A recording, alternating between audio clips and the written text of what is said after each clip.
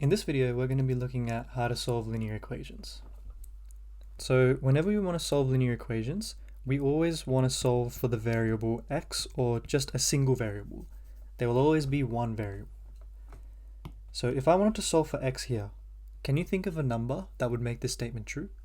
So some number minus 3 equals to 6. Well, the number I can think of is x equals to 9, because 9 minus 3 equals to 6. But how does this work algebraically? Well, here's how I think of it. If I'm doing x minus 3, well, I'm not interested in what x minus 3 is. I know that x minus 3 is 6 because they've told us, but I'm only interested in the value of x on its own. So I want to get rid of this minus 3. So the opposite of taking away 3 would be adding 3. And so that's exactly what I'm going to do. To this side, I'm going to add 3. And to the left-hand side, I'm going to add 3 as well. Whatever you do to one side of the equation, you must do to the entirety of the other side as well. So now if I add 3 to this side, we get rid of this minus 3. And we're just left with x equals to 6 plus 3. And that's how we can get x equals to 9. So let's have a look at something more complex. How about an equation like this?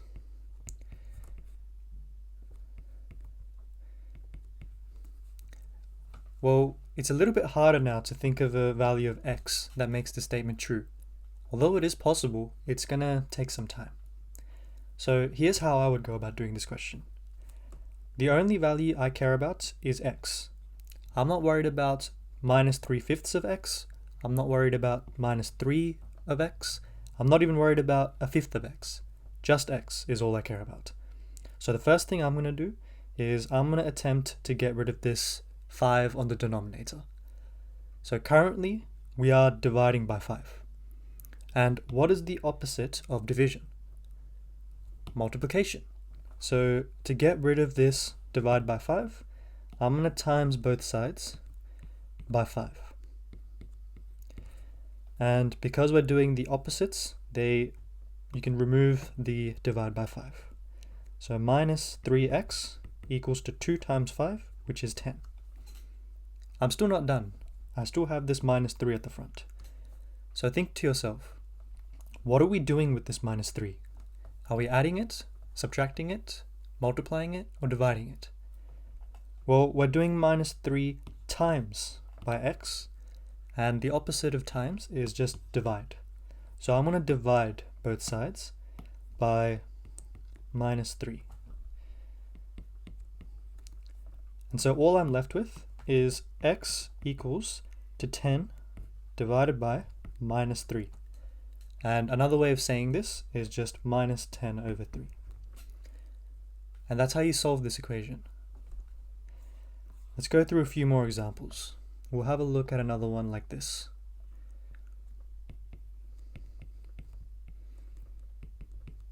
Three minus 5y equals to 12. So we'll take it one step at a time. Currently, we are adding 3 to the left-hand side of this equation. And I don't want to add 3, I only care about the y, so let's get rid of this 3.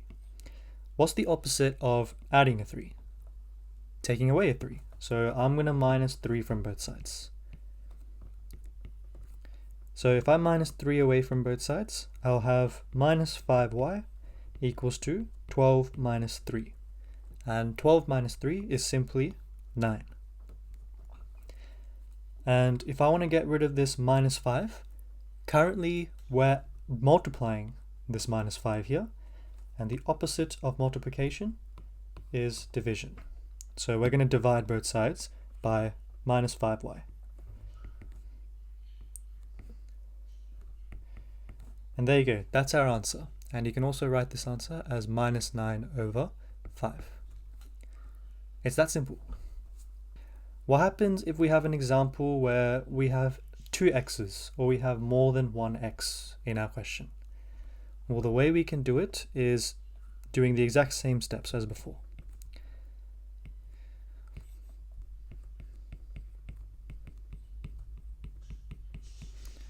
So in this equation, we can't just rearrange for x here or x here, because we have two of them. We need to actually isolate them as one. So what do we do now? Well, when we have a situation where we have more than one x or more than one variable, the first thing we always do is you want to rearrange the formula so that all the x's are on one side of the equation. And what do I mean by that? Well, currently we have an x on the left-hand side and 4x on the right-hand side. So my attempt, or what I'm going to attempt to do, is move this x over here to the other side, to the right-hand side. But I can't just simply do plus x on this side. I have to find a way to actually get rid of this x. So currently we're adding this x, and the opposite of addition is subtraction. So I'm going to subtract x on both sides. And if I do that, I'll be left with minus 5 equals to 4x plus 10 minus x. And that was the first step. The second step is to move everything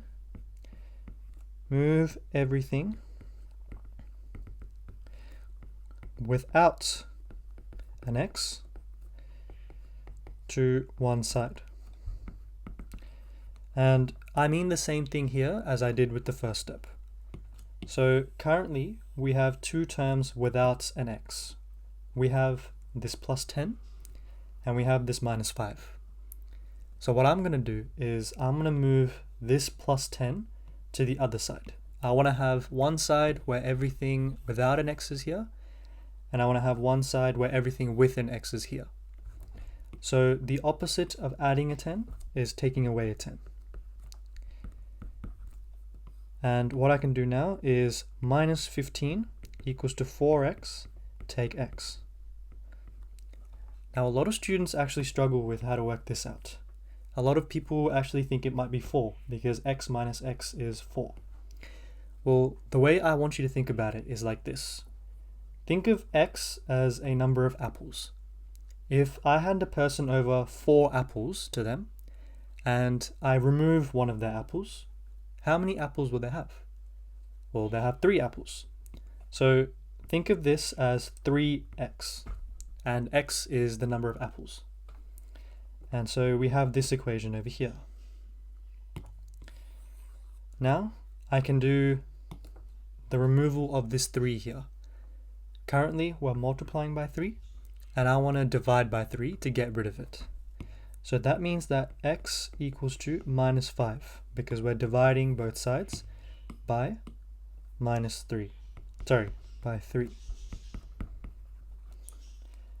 And that's how we solved this equation here.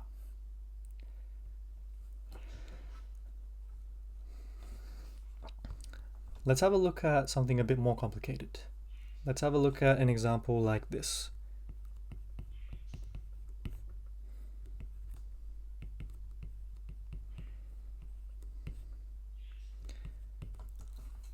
Well, the interesting part about this question is we have multiplication, addition, and division, as well as subtraction to the x.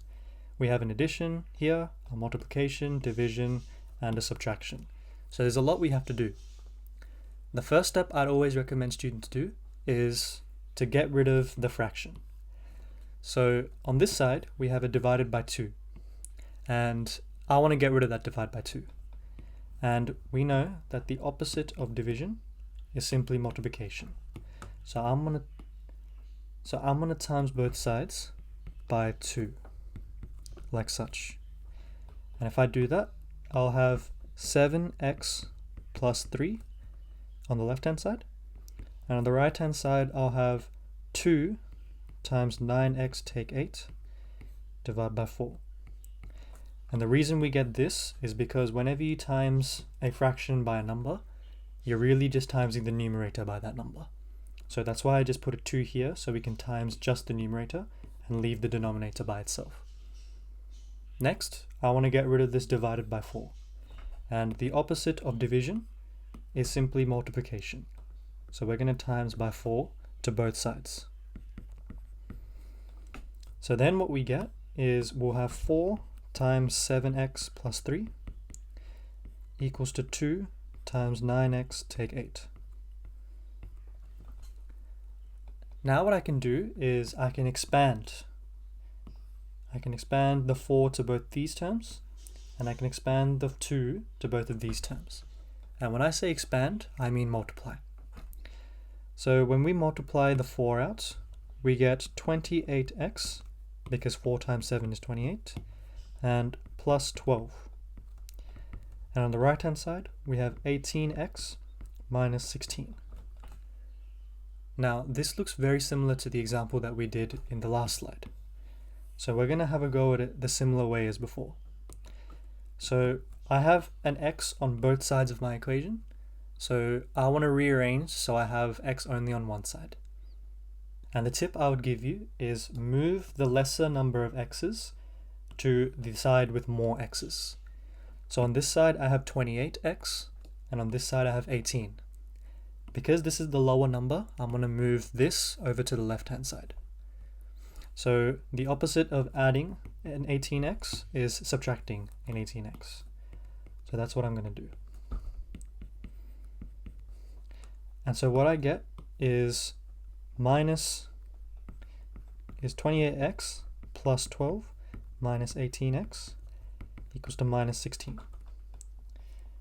Now I'm going to move this plus 12 over to the other side. And you guessed it, the opposite of adding 12 is minusing 12. So what I'm going to do is 28x minus 18x equals to minus 16 minus 12. Now, we can see that 28x minus 18x is simply just 10x. And we know that minus 16 minus 12 is minus 28.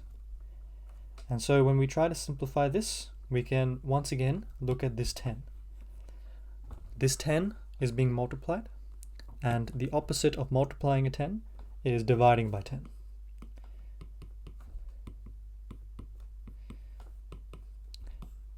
And so we'll be left with x equals minus 28 divided by 10.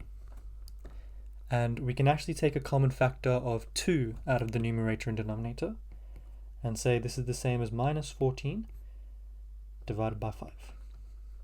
And that is the value of x in this equation. Now we'll have a look at one last example. This one here looks quite long, but with all the theory I've taught you just now, you should be easily able to do it. So pause this video and have a go at this yourself. Okay, so the first thing I'm going to do is I want to make everything expanded, because I want to isolate all the x's and not have them hidden inside brackets. So I'm going to expand and have 2 take 4x over 3, take 2x equals to minus 2 over 5, plus 8 take 12x divided by 3. The next thing I'm going to do is I'm going to move everything with an x to one side and everything without an x to one side. And the way I'm going to do that is first I'm going to split these fractions. I'm going to split these fractions up so it becomes 2 over 3 take 4x over 3.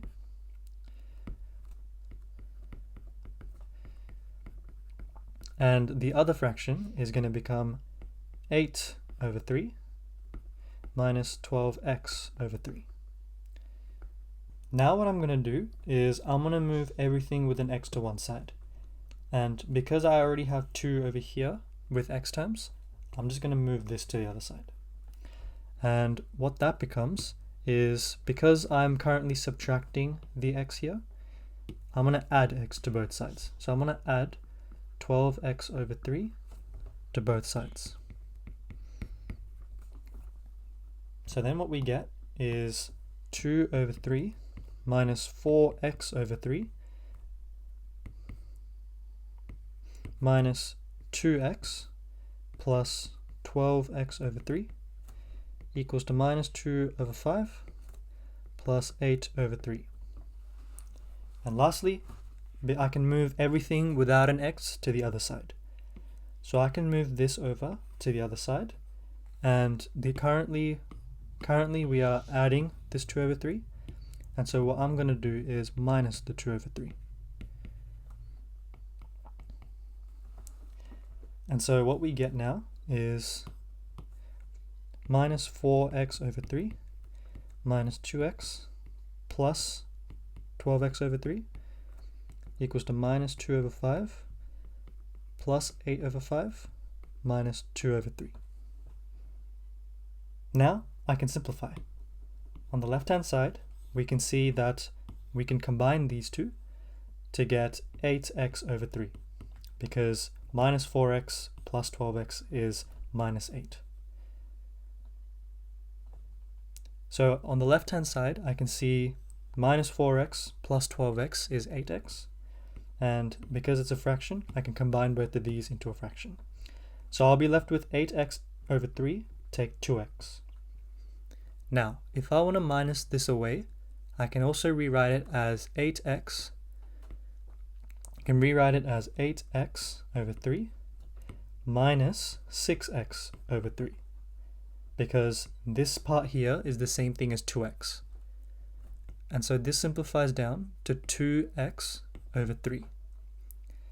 And so that's what this left-hand side will simplify down to, 2x over 3. And on the right-hand side, we can see that these two fractions add to become minus 6 over 5. And on the right-hand side, we can see that these two will sum to become 6 over 5, and we're left with minus 2 over 3. Now, if we want to minus two fractions, we have to make their bases the same. So I'm going to times the top and bottom of this one by 3, and I'm going to times the top and bottom of this one by 5. So then what we get left with is 18 over 15 minus 10 over 15. And this simplifies down to 8 over 15. So that's what I have left on the right hand side.